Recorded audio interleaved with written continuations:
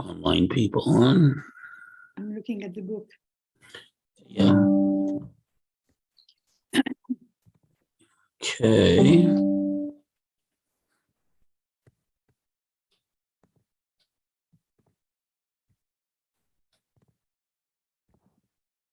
Then we're going to open up the book. Okay.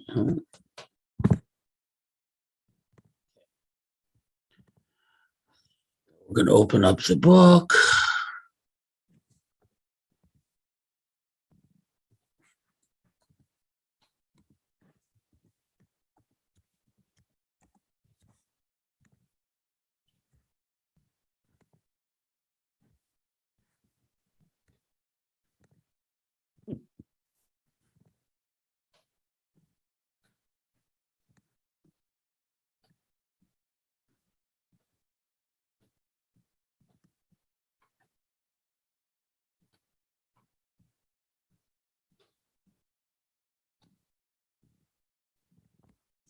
Okay, so we're in chapter 4, verse 31. That Okay. for 7 years, Nebuchadnezzar, the great king of Bavel, destroyed the temple. And I'm going to put it up here. Give me one moment. So, share screen.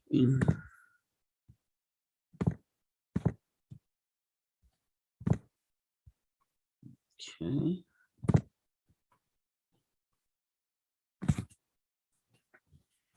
So, and Daniel predicted that he might be able to delay his disaster by giving tzedakah, giving charity.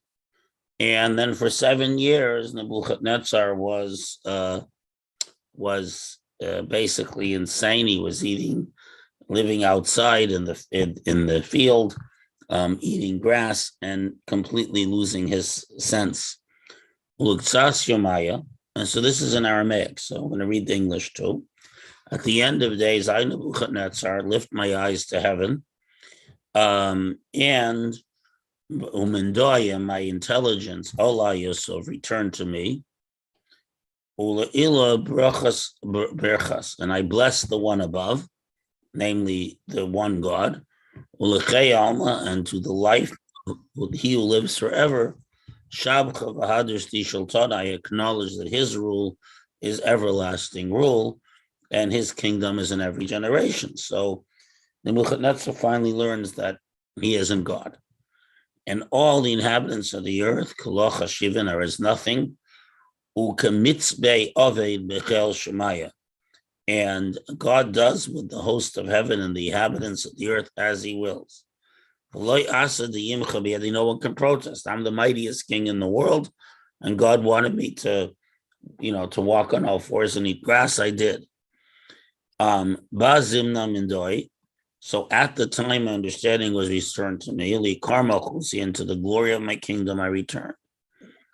Vizizi Yosef alive, Ali Hadovri Varavrin Yeboin, all the leaders and dignitaries were seeking me. And I established my kingship, and much greatness was added to me. So he doesn't become more humble. However, I, Nebuchadnezzar, praise and exalt and glorify the King of heaven. That's Hashem, whose works are all true and whose ways are just, and will humble those who walk with arrogance, like myself. So he acknowledges God's ultimate supremacy at this point. And this ends the entire section with the Nebuchadnezzar. The next section deals with the downfall of the Babylonian Empire, because the Babylonian Empire, the Assyrian Empire, exiled the 10 northern tribes and was then conquered by the Babylonian Empire. And the Babylonian Empire was conquered by the Persian Empire. And the prediction of Babylon's fall is the next piece, the famous handwriting on the wall section. However, I would like to spend some time tonight. The Don Yitzchok Abarvanel gives a very, very good and thorough evaluation of the whole book and what it deals with and its structure and so on. I didn't want to study this with you before we finished at least one of the narratives. There's like three main narratives in the book. Within the Nebuchadnezzar section, because I wanted us to get a sense of the book. But now I want to devote some time, because this is, as you see, very arcane, and there's a lot going on over here.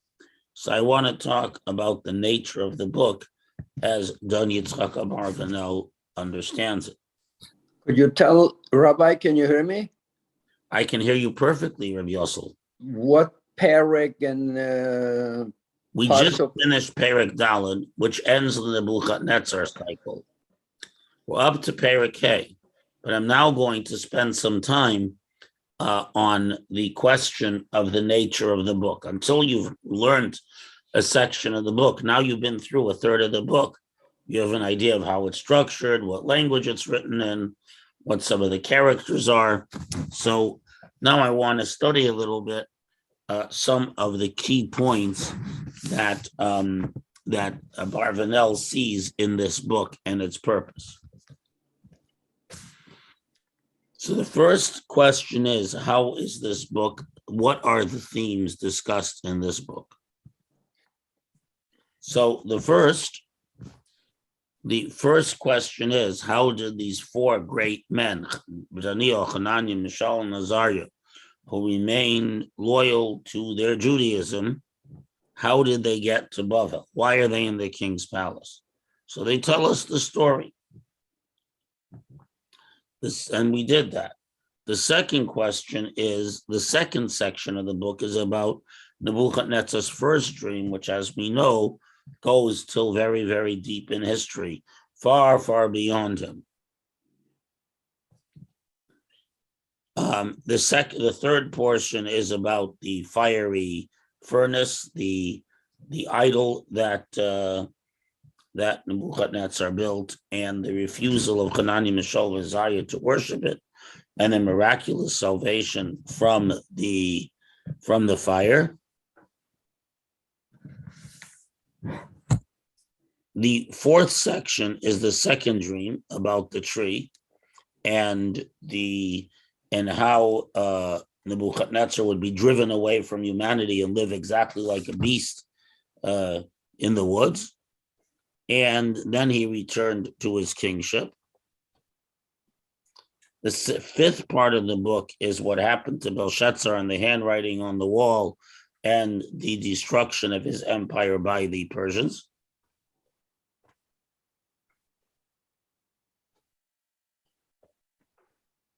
The sixth section of the book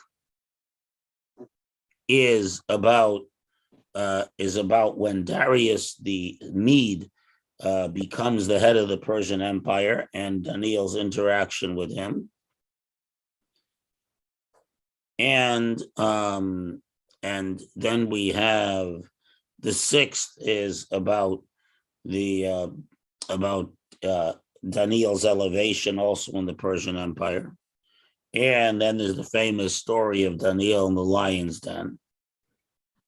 The seventh is a dream Daniel has about four different animals that we didn't learn yet, and the subsequent development of all the different empires that flow out of the Persian Empire at that point, and so on.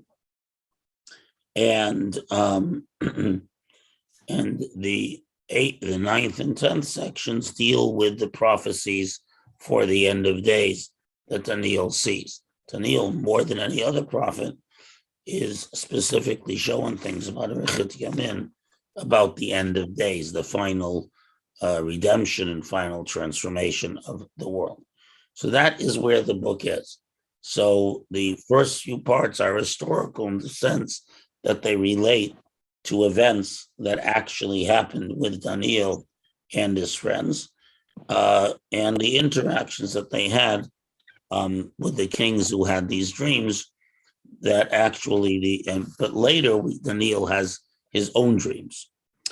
Okay, so that is the structure of the book, and the end of the book is an attempt in a veiled way to promise you that there will be a final redemption, but that will have to come to a great extent through your own effort. Now, I want to raise a question, which is that given that Nebuchadnezzar anyways was going to be punished by eating grass like a beast and so on, why did he have to have a dream that was very cryptic and have Daniel interpret for him? What is gained by Daniel interpreting to him what's going to happen to him and why? What is the purpose? In every biblical text, there's a purpose. Does anyone like to make a suggestion as to what the purpose is? What's the purpose of having a prophecy for this? Well, the prophecy, if it's a true prophet, is that it's in the future and it's coming.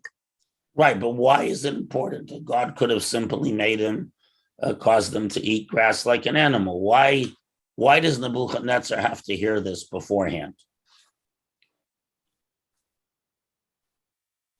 So Nebuchadnezzar is very stubborn. He's the head of this mighty empire that he basically built himself. He thinks that there's no one greater than him. He, even after the story with the fiery furnace, Hanani, Mishael, Azariah, he's still full of himself. So Daniel comes to him and says, you're going to go insane, and you're going to live in the field, and you're going to eat grass like an animal, and so on. But you should know this is a punishment for your behavior. This is predicted from God, and God told me that this is going to happen. And the whole point is that otherwise Nebuchadnezzar could have thought I went insane for a few years. He could have thought that it's a complete accident. People go insane. So to this, Daniel is letting him know. To give him a chance. To give him a chance to change his mind and take the right path. We don't see that the punishment was going to be pushed. When Daniel told him to give charity, that pushed off the punishment by 6 months, but didn't stop it. But I think the point was that's true.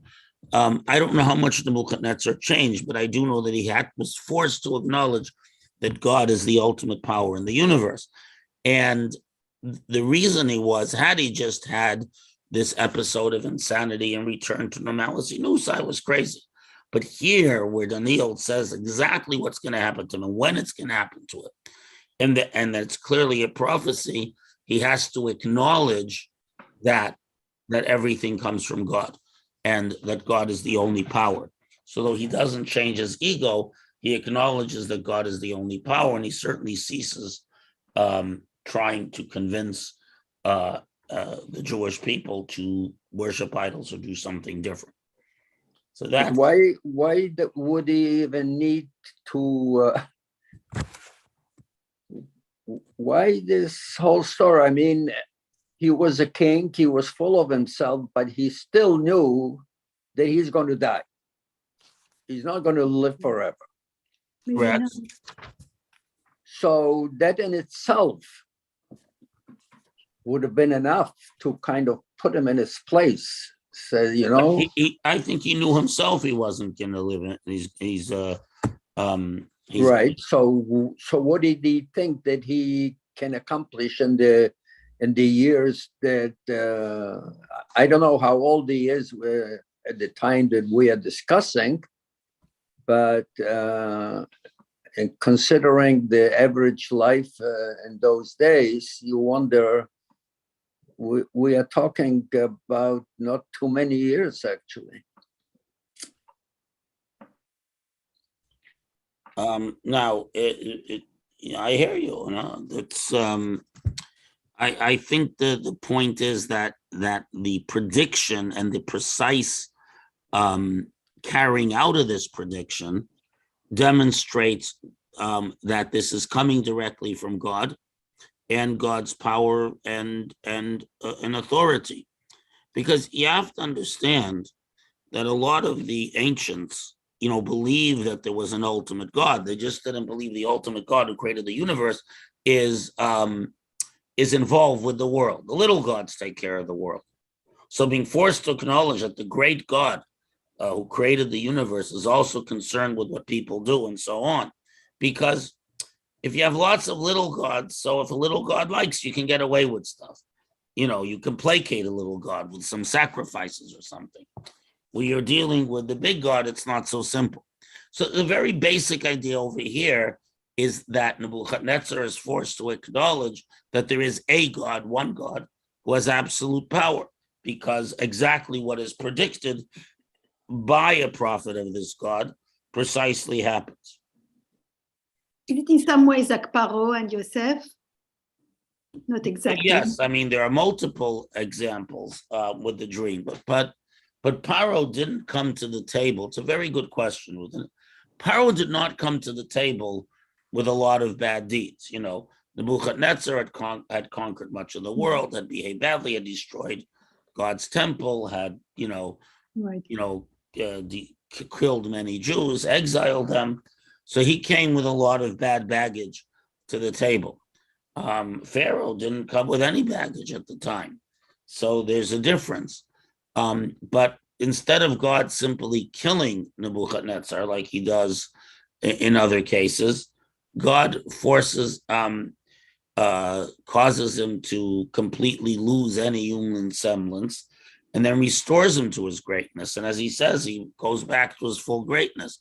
But that's the thing. After that experience of the 7 years of being a beast in the field, after he goes back to greatness, he acknowledges God's absolute power and never bothers the Jewish people again to worship an idol. Here's the point.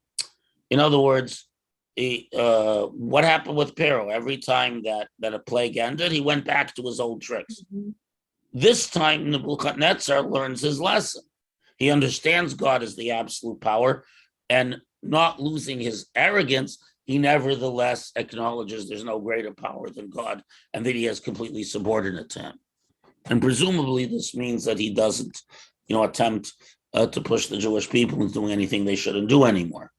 And so this recognition that Nebuchadnezzar is forced to make, that he makes not when he's suffering, but after all the suffering is over, does indicate a certain change.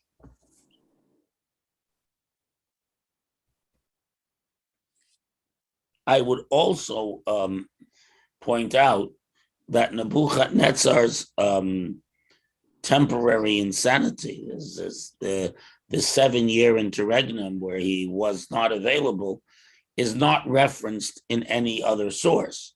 But that makes sense because neither Babylonian nor Egyptian sources are very good about discussing the bad things and the disasters and the failures of their case. And something this embarrassing would certainly not be placed in the Babylonian Chronicle. So if someone wants to complain that the story of Nebuchadnezzar wandering around in the woods eating grass is not for 7 years, is not recorded in the Babylonian histories, of course it isn't, because the purpose of those histories is not to tell the truth, but to glorify whoever is as if it were paying the bills. This, after all, this definitely sounds like a metaphor. So what's the metaphor? So he didn't literally eat grass in the fields. Maybe he did. How do you know not? Well, why, It must be a metaphor for... It's also, so Yossel, I would say it's also a metaphor, but the actual humiliation is a necessary component for Nebuchadnezzar being forced to acknowledge the power of the one God who created the world. Did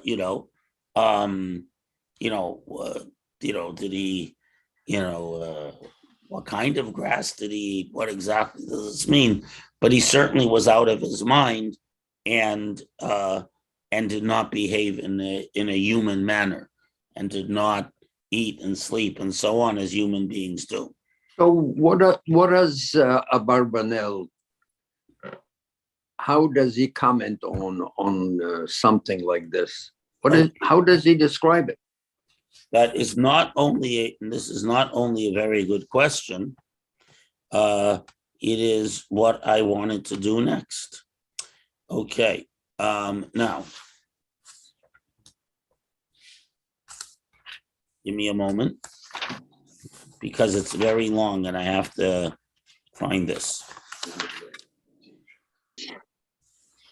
Getting there. There's this particular section that I want to read for you.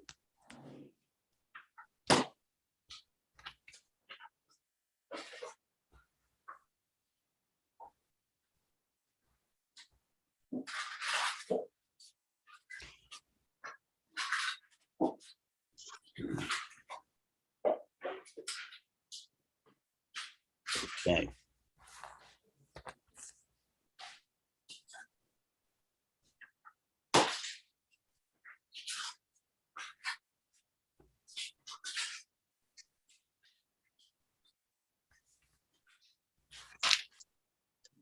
There we are, 1 second. Okay, so he explains the parable, which we already explained.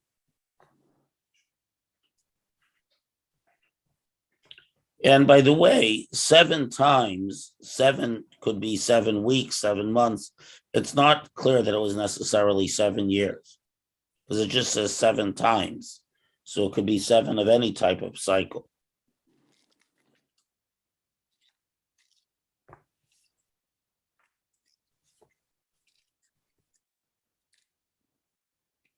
However, so he first of all reads it literally.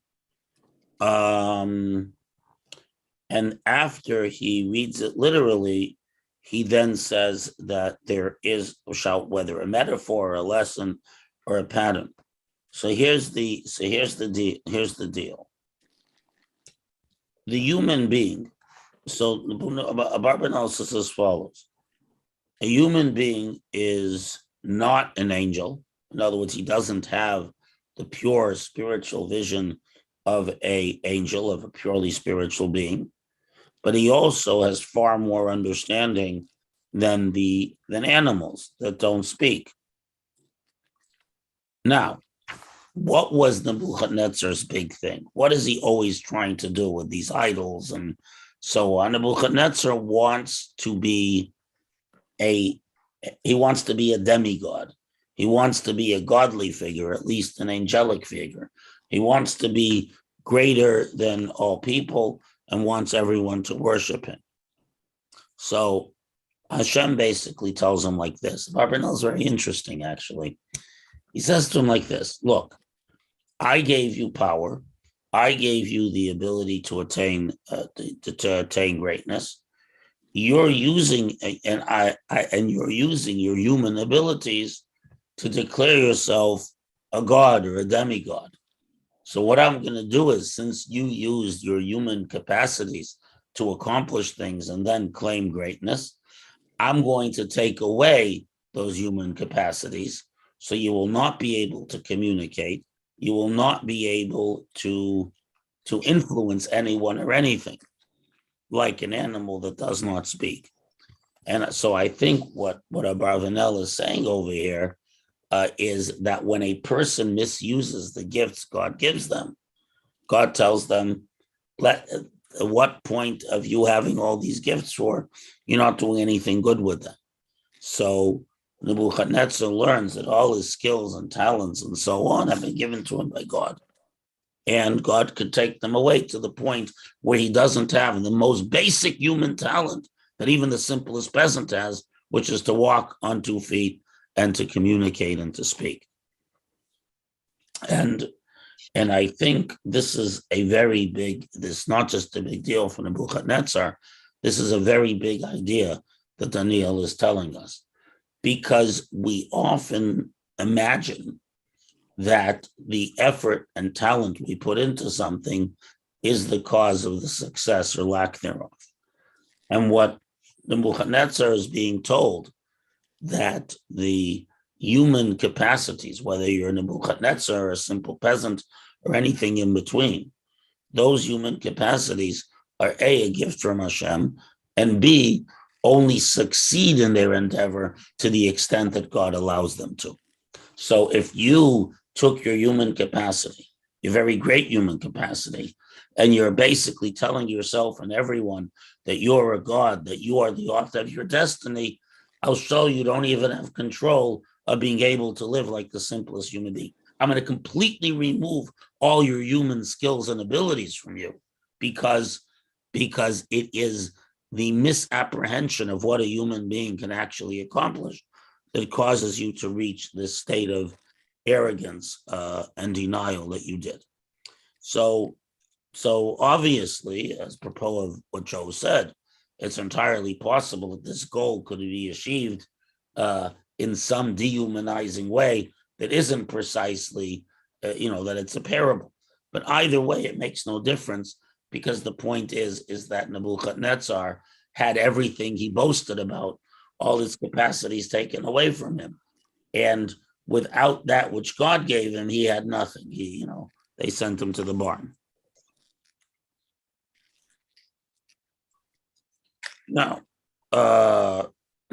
very interesting. Now, there's another point that Barbanel makes, a very interesting point. If Nebuchadnezzar becomes a beast of the field, why doesn't he become like a wolf or a lion? Instead, he becomes a creature that eats grass. So Barbanel says that that Nebuchadnezzar was a predator. He built an empire by seizing other people's countries, by destroying them. So Hashem causes him not to be able to be a predator. In other words, when he becomes an animal, he has to eat grass. He's not able to prey on anyone or anything else. So it's sort of like a lesson that you should know what it's like to be the prey and not the predator, what it's like to not be able to take advantage of others. So all very interesting visions of the Barbanel over here. But literally, we know that he couldn't sustain himself on grass.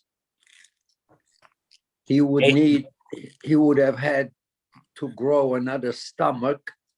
Yeah. So can so the answer is that grass is all kinds of vegetation. It could be onions. It could be, lettuce. It could be. Okay, so in other words, Asaph is anything leafy or stocky. It could have been rhubarb. Who knows? You know what I mean? But the point being that all his human capacities were taken away from him, and he was forced to acknowledge, as if it were, what it is to live life when you can't be a predator. It's just an interesting point where you can't live by taking away from someone or something else. Well, we have a book of Eob that kind of teaches a person about his powers and about his beliefs, and here we have a king that, if he was really smart, intelligent, he could have interpreted his own problems, I would think, pretty well. He didn't need. Remember, arrogance tends to get away with these things. Mm-hmm. So and the point being is that when the greater a person thinks he is, when he's forced to be no better than the cattle, that is a great lesson in humility. But Barbanel goes a little bit further.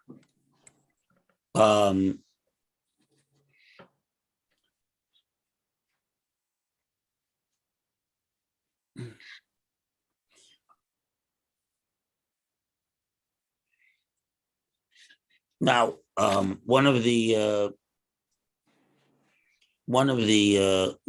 interesting points is that Nebuchadnezzar goes back to his rulership, and not until his grandson Belshazzar does the Babylonian Empire fall. Why? One would think, the Barbanel says, that this interregnum, this time of no king and so on, should cause the empire to shake and fall. But this is the point that God tells Yirmiyah that the Jewish people will be forced to be in exile to serve the Nebuchadnezzar and the Babylonian kings for 70 years. So since God decreed that for 70 years, Babylon will rule, Babylon ruled for 70 years. In other words, both in positive and negative, no one can go against Hashem's will and what Hashem decrees.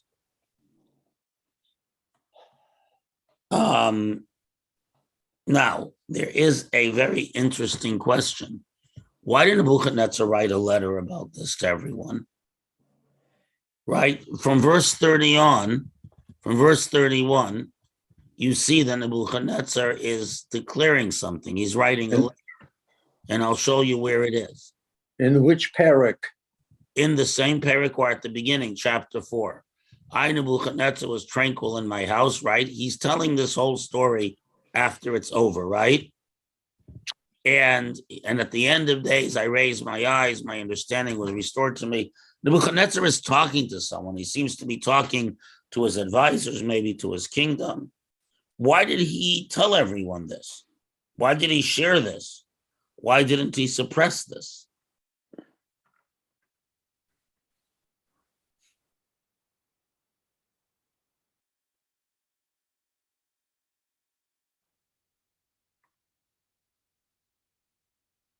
So so in a way, the idea is that Nebuchadnezzar understood that his acknowledgement of God's greatness, because he spent his whole life telling everyone how great he was. So a necessary component of his survival, a necessary component of his restoration to sanity and to his kingdom is that he acknowledged that he isn't the all-powerful, that God is. And the reason this is important is obviously because everyone knew of Nebuchadnezzar's great power. So he feels forced to humble himself and declare that God is the ultimate power. This has a very powerful influence. Rabbi, in the Pasuk 31, when the time had passed and Nebuchadnezzar lifted, he says, I lifted my eyes to heaven and my reason was restored. That was his problem. He behaved like an animal and all he could see is grass and all he could see is how to behave like an animal. And then he lifted his eyes to heaven and he realizes it's different. As a matter of fact, that's one distinction of humans from animals. Animals don't lift their eyes. They look down where they can find food. Humans lift their eyes to heaven. Very, very good. And he's lifted his eyes to heaven is always a term for prayer. And indeed,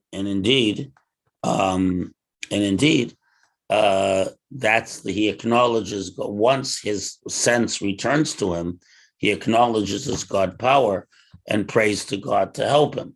So the first thing he does when his sense returns to him is to acknowledge that he needs Hashem's help.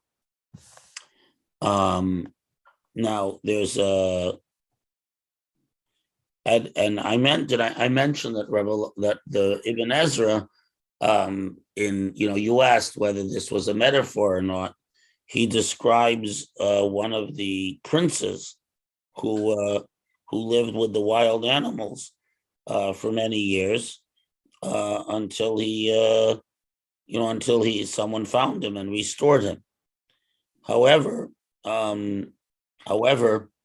he was never restored. He constantly was running away from home to eat, to eat grass and live among the animals.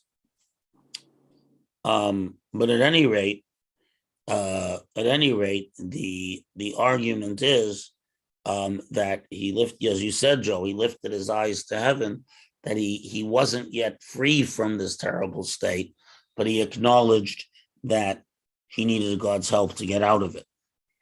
And this acknowledgement by this mighty king, who is always full of himself, that he's helpless without God, was in itself something that was a positive thing in itself.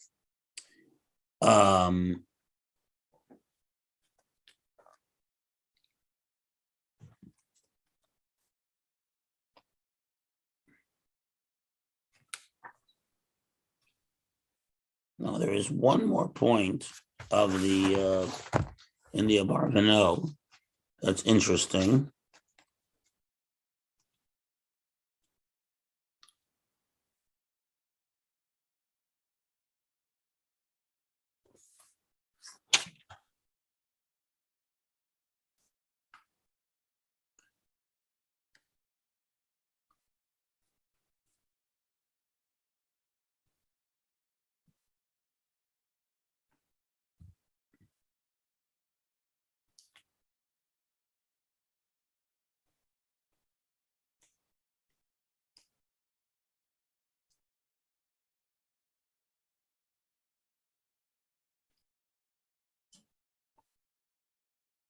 Just 1 second.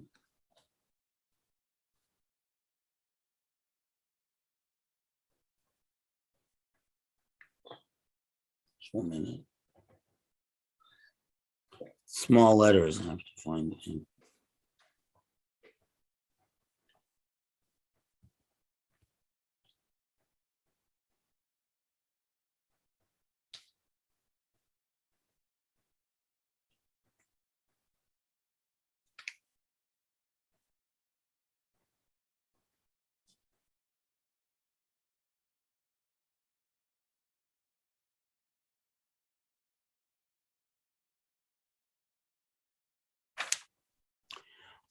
One of the interesting things that Abarbanel mentions is, even though the Jewish people were in exile for 70 years only, for them it was a long time. And Nebuchadnezzar's power kept growing, and they didn't see any way out to redemption, to return to Israel, to return to Beit HaMikdash, to return to their land.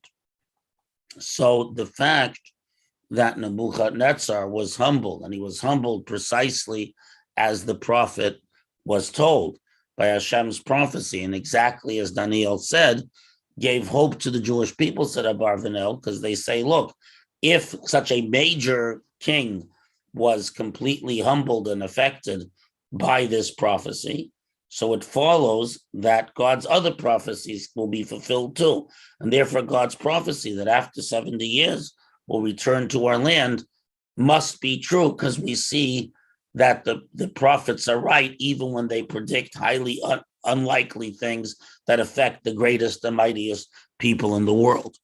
So the fact that it was known to the Jewish people that Daniel predicted what would happen to Nebuchadnezzar gave them a tremendous boost, a tremendous sense of being able to rely on all the other prophecies also. And this is something that Abarbanel mentions that a lot of the other commentators don't mention, but the veracity, the truth of this prophecy on such a massive scale, dealing with the very ruler of the mightiest empire in the world, gave them confidence and hope that they indeed would be redeemed as Hashem promised. So in a way, this was also about bringing hope to the Jewish people who were suffering in the Babylonian exile. Okay, now I want to introduce the next chapter. So Belshazzar, there are 3 kings there's one before but there's Nebuchadnezzar, his son Evil-Merodach, and his son Belshazzar. Belshazzar makes this huge feast in which he celebrates his power. He forgets the lessons that his father learned, and he brings out the vessels that have been looted from the Beit HaMikdash to celebrate and to demonstrate that he's the greatest power and he has nothing to fear from God. So then we have the famous handwriting on the wall, and indeed that night is the end, the downfall of the Babylonian Empire and the rise of the Persian, which is very important because that's how the Jewish people ultimately get back to Israel and are able to build the second temple, and so on. But the vision here is very powerful, and it also demonstrates that whatever Nebuchadnezzar said wasn't really absorbed by his successor, and it's entirely possible, because Belshazzar may have heard what Nebuchadnezzar had to say about the might of the Jewish people, but he may actually have never actually thought of changing his approach, which is why when the prophecy comes to him, it's too late for him to do anything about it. This Nebuchadnezzar dies. Does he die at the end of chapter 4? Yeah, well, he dies sometime between chapter 4. He dies, Evil-Merodach takes over, and then Evil-Merodach dies, and Belshazzar takes over. Oh. This is all in a short period of years, but nevertheless, Nebuchadnezzar, we don't mention his death because it's not important to the book of Daniel. Okay. But it is important, once again, that on an international stage, great changes in history are predicted precisely by the prophet before they happen. Again, when these great things that the whole world knows about, that are intrinsic to the very history of the whole world, are precisely predicted by a prophet of Hashem, this gives the Jewish people hope and faith that the other predictions, no matter how far off they seem to be, including some in the book of Daniel itself, that we are confident that they will be fulfilled, because we saw them fulfilled on the largest stage possible.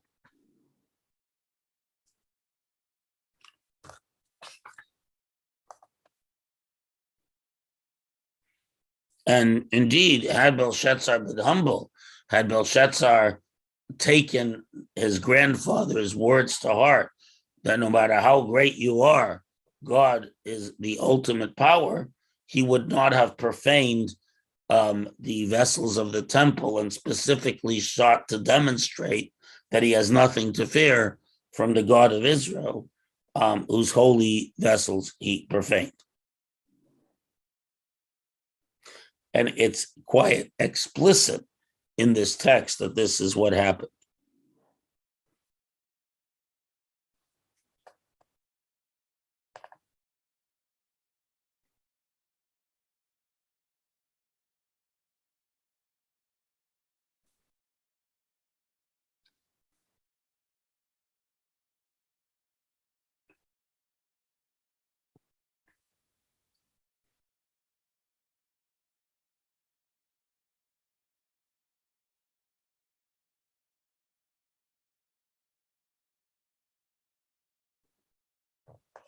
Now, there may have been other kings of Babylon, but they're not important for our story, so it doesn't bring us here. We don't bring them.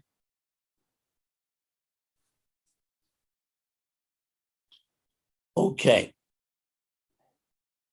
So what happened? We'll begin this piece, chapter 5. Belshazzar Malka. Belshazzar the king, here I'm going to put it up. Belshazzar the king, the last king of Babylon, Avad Lechem Rav, the Rav Renohi, he made a great feast for his dignitaries, his important people, Aleph, 1,000 of them, Ulakabel Alpha Chama Shasei, and he alone drank as much wine as the 1,000. Now, obviously, this is a hyperbole.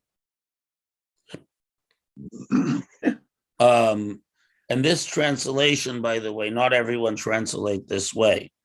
Many people say that he drank together with the 1,000. In other words, normally a king eats not in the presence of the people, but here he wanted to show his appreciation of his aristocrats, so he ate and he drank with them. Now, obviously, he didn't drink as much wine as 1,000. It is a hyperbole, but hyperbole is an acceptable method of discussion in the Tanakh. The idea was that he drank a great deal, and when he drank a great deal, he did stupid things. So Belshazzar Amar, but to aim Chamra, Belshazzar said, listening to the advice of his wine. This is a great line.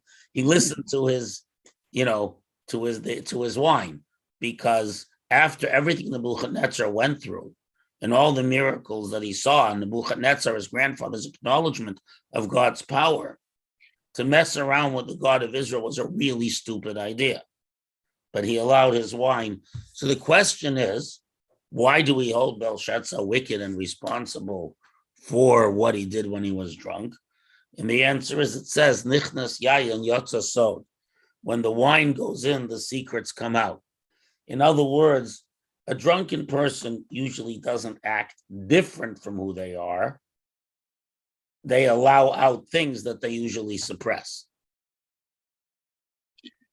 In other words, a naturally, someone who doesn't have any violence or vulgarity in him or her, they might get drunk, but they won't be violent and vulgar. If someone is violent and vulgar, it's because those ideas and those qualities are in them, and wine removes the inhibitions and let them out. That's the advice of the wine. In other words, Belshazzar's true ugly self was revealed because of all the wine he drank. Someone had a question. Yeah, I did. It says that his father, Nebuchadnezzar, had taken out of the temple. But really, it's grandfather. Really, it's his grandfather. Yeah. Why does it say father here? So the answer is that in the Tanakh, we often describe someone who's a grandparent and who as a father. In other words, father is not necessarily one generation. It means to say a significant ancestor who's relatively close. Very often we call grandchildren children in the Tanakh. So it's just a figure of speech that someone who fills his grandfather's place and so on, we would often call the other person a father.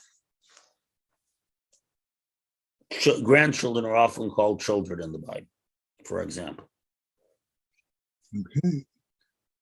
And so he said, with the counsel of the wine, it's a great line, with the advice of his wine, the haisya lamane, to bring the golden dava v'chaspa, the golden and silver vessels, the hinpak Nebuchadnezzar avoy, that his father Nebuchadnezzar took min hecholei, from the temple in Yerushalayim, the yishtum b'hem, and he said that the king, his dignitaries, and his queen and his concubines should all drink from them. So not only they bring them out and display them, but they profane them by drinking from them. So basically, he's thumbing his nose at God, saying, here, we destroyed your temple, here's your holy vessels, you can't do anything about it. So his true self, his true denial of God and of all the lessons his grandfather learned so well are out down the tubes. So Ba'adyan Hais of money. So then the golden vessels were brought from the temple in Jerusalem, and he drank in them, the king and his ministers, his concubines, and his queen. And Ashtu Chamra, they drank wine. The Shabechu Leloha Dahava, they praised gods of gold, silver, copper, iron, wood, and stone. In other words, they drank from these vessels and poured libations in which they honored all the idolatrous gods, which which is the ultimate attempt to, as if it were, insult and deny the one God. To use his vessels, the temple of the one God, to worship idols. So what happened? At that moment, Nafke Etzban the Yadenosh, the fingers of a human hand wrote on the plaster of the wall of the king's palace, and the king saw the palm of hand that was writing. So all of a sudden, a hand appears, a disembodied hand, and begins writing on the wall, on the plaster, on the wall of the palace. And opposite that is a great candelabrum, a great chandelier that was lighting the room up. So it was opposite the chandelier, so everyone could see it.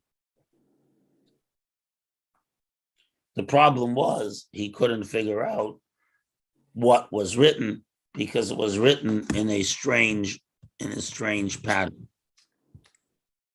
Here. Written in Hebrew.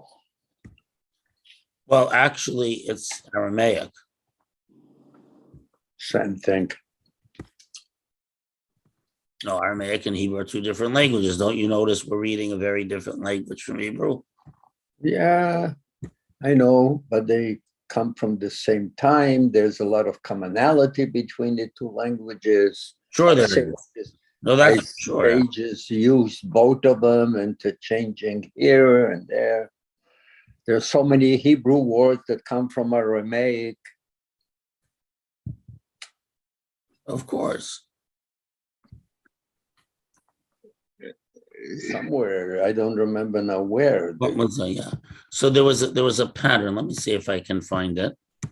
Let me just see. Is Aramaic like Yiddish? Yiddish is derived. No, Yiddish is a German. No. Aramaic is a purely Semitic language.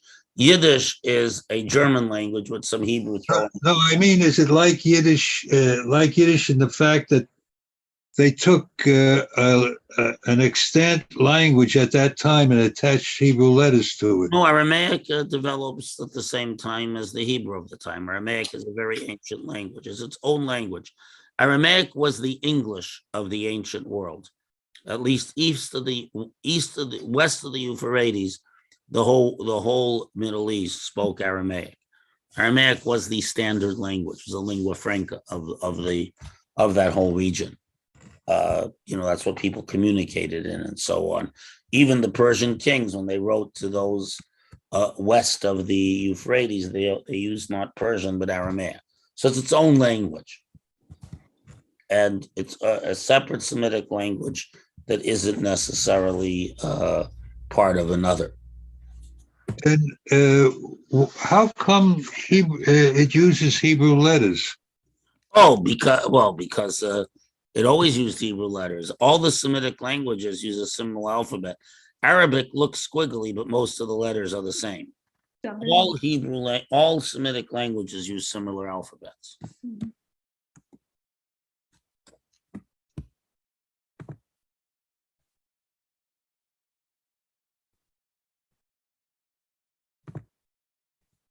Yiddish is German written with the Hebrew alphabet.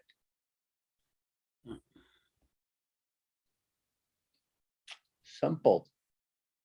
Yeah, so here is a picture of how the letters look. That was confusing because they weren't written in the normal order of things.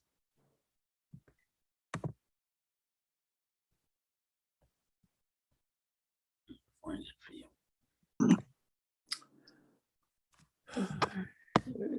Please, here it is.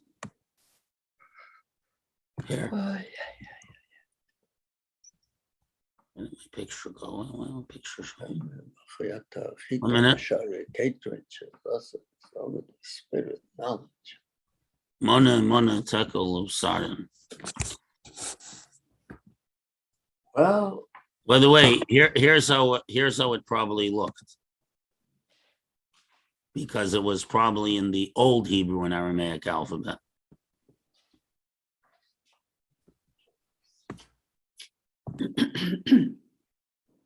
Here, that's probably how it looked. We cannot see it. I'll do a share. Hold on. Yeah, you're not sharing. Oh, let me go back to sharing. Okay. Natalie's, you are still up? Yeah, can you believe it? What Here. time is it out there? So that's probably how the Man. Hebrew writing looked. That's not I bad. don't want this. No, where did it go? What did I need this stuff for? Here it is. Okay. Oh, yeah. So there you are. So Oui. that's probably that's the ancient Aramaic and Hebrew alphabet. But it was written like in a grid. So it was very hard for them to understand what was said because the letters were somewhat scrambled until Daniel came and explained them. And you'll notice that Daniel has much less respect for Belshazzar than he does for Nebuchadnezzar, because Belshazzar had no excuse for not recognizing God and for messing around with the temple stuff, because his grandfather Nebuchadnezzar told everyone how powerful God was and how much they had no power against him. Now, but the king, his color changed, his thoughts frightened him, the belts of his loins became untied, and his knees knocked one against the other. He knew it was bad news, but he didn't know what the bad news was. And in general, seeing a disembodied hand writing on a wall tends to be a little bit scary, especially because the writing like glowed. It wasn't normal writing, according to the Medrash. Okay. Well, the queen will straighten him out. We'll see soon enough. Daniel comes. Yeah. Okay. Leave it for next week. Yeah, but what's one moment before we go? Yeah.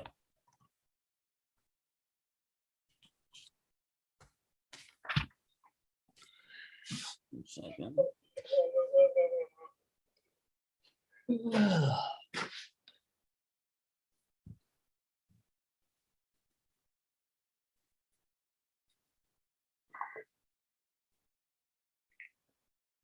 Right. Yeah, so he was completely terrified. Why was he terrified? You will see soon enough.